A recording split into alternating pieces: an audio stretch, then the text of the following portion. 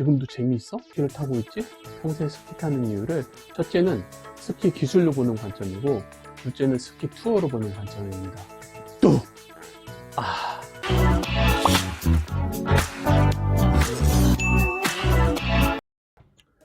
안녕하세요. 대한민국 스키 투어 아놀드입니다. 저는 1979년 겨울부터 지금까지 매 시즌 약 1000km 정도를 스키로 달리는 스키 마니아입니다. 어느새 이만큼 세월이 지났네요. 저는 그동안 국내는 물론이고 유럽, 북미, 남미, 호주, 뉴질랜드까지 많은 스키장을 경험했고 특히 일본의 경우는 1986년도에 최초 방문을 시작했으니까 현재까지 500여 곳 정도 스키장을 다녔습니다. 그런데 지금은 일본 스키장이 많이 문을 닫아서 400곳 정도가 영업을 하고 있으니까 일본 스키장 전부를 다녀왔다고 할 수 있을 것 같습니다. 그래서 최근에는 제가 국내 스키장 코스 리뷰 및 스키장 소개를 전부 한 것처럼 일본 스키장 전부를 여러분들에게 소개하는 것을 목표로 일본 투어를 다니고 있습니다.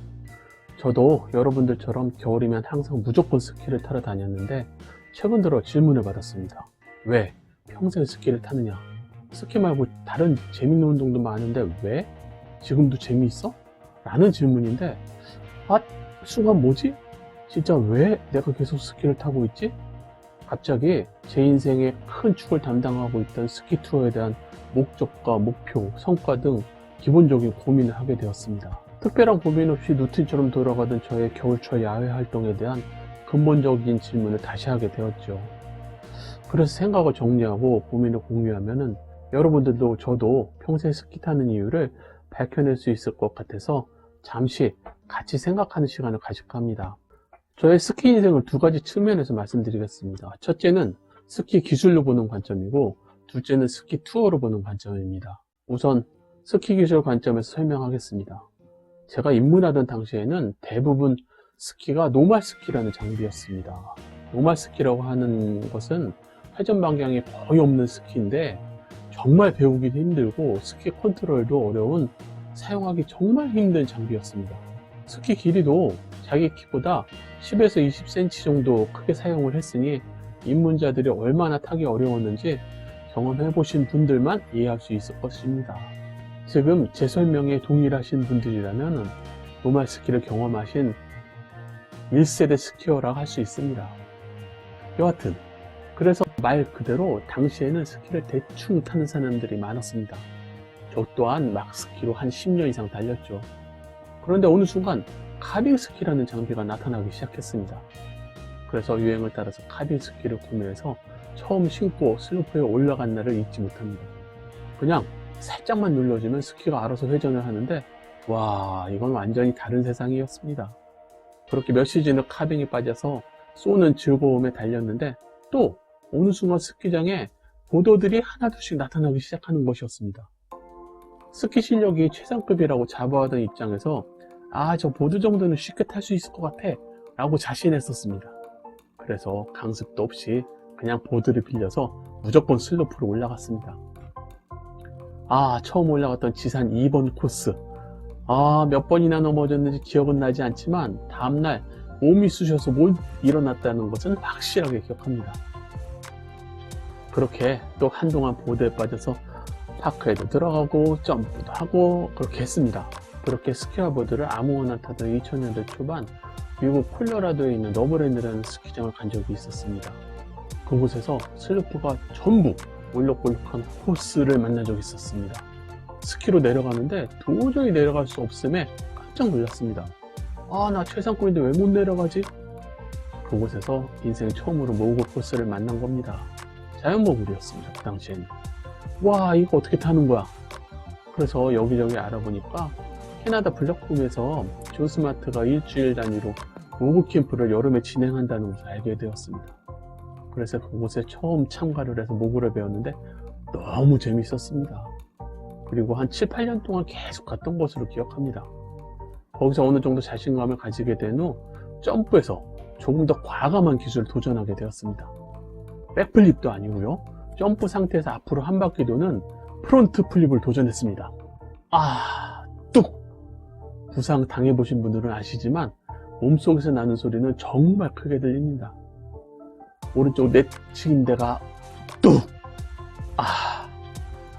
그렇게 시즌을 접고 재활 운동을 열심히 했지만 더 이상 점프는 할 수 없었습니다. 맞다. 내가 국가대표 선수로 올림픽에 나갈 것도 아닌데 뭐 하는 거야 지금?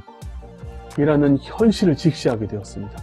그냥 이제부터는 새로운 기술에 도전하는 것보다 스키로 즐기면서 타는 그냥 관광 스키어로 그냥 편안하게 타자. 완전히 방향을 선회했습니다. 물론 올림픽 참가라는 꿈은 18년도 평창올림픽 모굴 코스에서 자원봉사를 하는 것으로 대신했습니다. 두 번째는 스키 투어에 관한 여정입니다. 국내 투어는 생략하고 해외 투어 위주로 설명을 드리면, 제가 한동안 일본하고 미국에서 살았는데 그때 일본 스키장과 북미 스키장을 매우 많이 다녔습니다.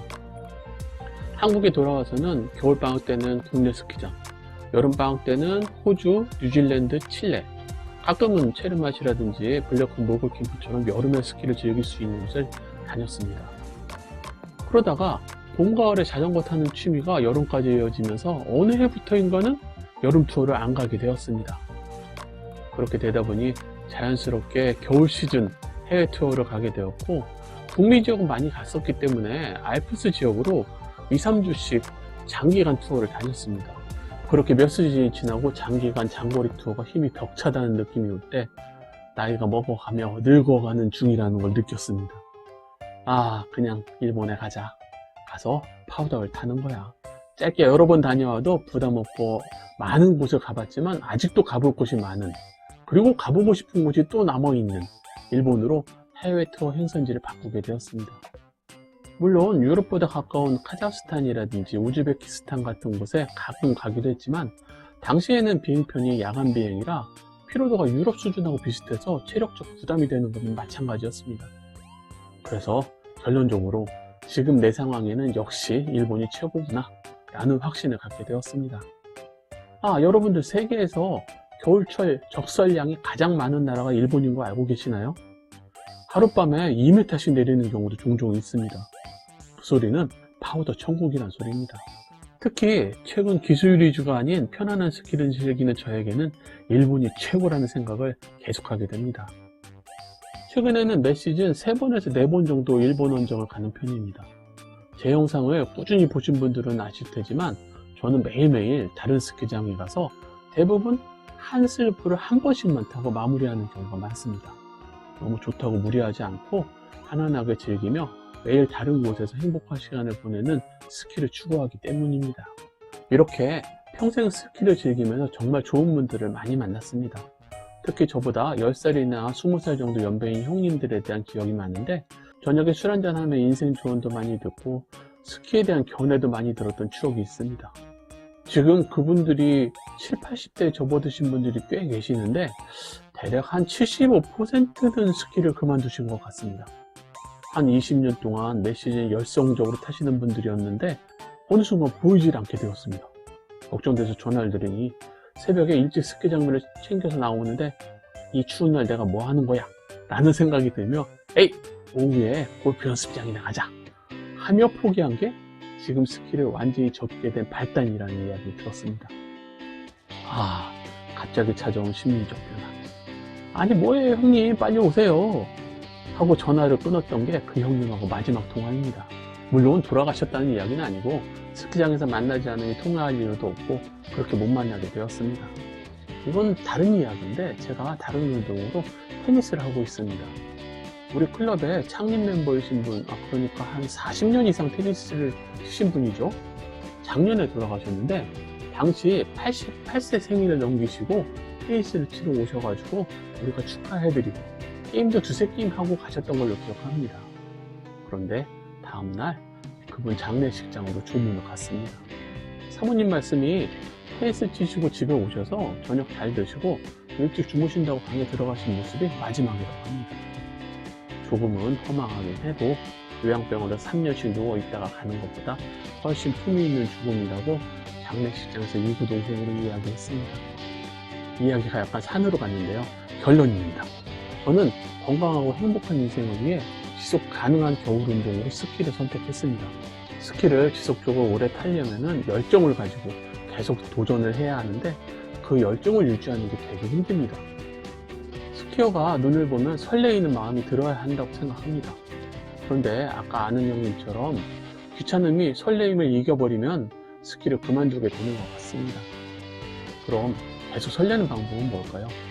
제가 선택한 방법은 새로움입니다. 새로운 풍광, 새로운 코스, 새로운 장소, 매일 변화를 주며 내 뇌와 내 신체에 자극을 주면 설렘과 열정을 유지할 수 있다고 생각합니다. 저도 아까 이야기한 테니스 선배님처럼 100살 넘어서 갈 때가 되면 스키 타고 내려와서 온천하고 맥주 한잔 마시고 자면서 잘 죽는 것이 제 스키 인생의 최종 꿈입니다. 그럼 여러분도 저와 같이 100살 이상에도 스키를 즐기는 장수 스키어에 도전해 주시기 바랍니다. 우리 모두 용평 곤돌라 앞에 80세 이상 게이트를 당당하게 통과하는 건강한 스키어로 함께 해주시기 바랍니다. 물론 그때까지 유튜브 영상은 계속됩니다. 감사합니다. 영상이 도움이 되셨다면 좋아요, 구독을 눌러주세요. 시청자 여러분들의 구독과 좋아요, 응원하는 댓글은 정말 힘이 됩니다. 그런데요, 마음에 상처 주는 악플은 정중하게 사양해요. 은성이가 잉잉잉 하고 울어요.